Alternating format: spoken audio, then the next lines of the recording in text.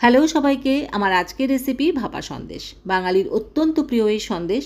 অল্প মিষ্টি, হালকা কেশরের গন্ধ, নরম তুলতুলে, মুখে দিলেই মিলিয়ে যায় এই সন্দেশের স্বাদ সত্যিই অতুলনীয়। আর বানানো খুব সহজ।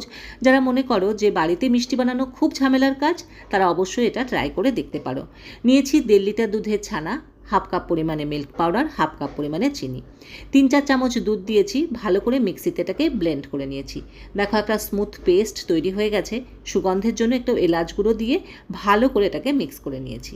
এবার একটা টিফিন বক্সে একটু তেল লাগিয়ে নিয়েছি, একটা বাটার পেপার লাগিয়ে ছানার যে পেস্ট আমি বানিয়েছিলাম সেটা ঢেলে দিয়েছি, ওপর দিয়ে একটু কেশরের ধাগা ছড়িয়ে দিয়ে টিফিন বক্স বন্ধ করেছি।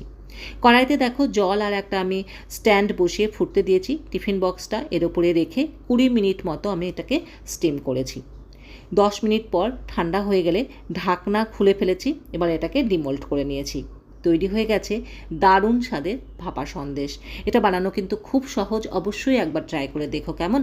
চলো আজকের মতো টাটা।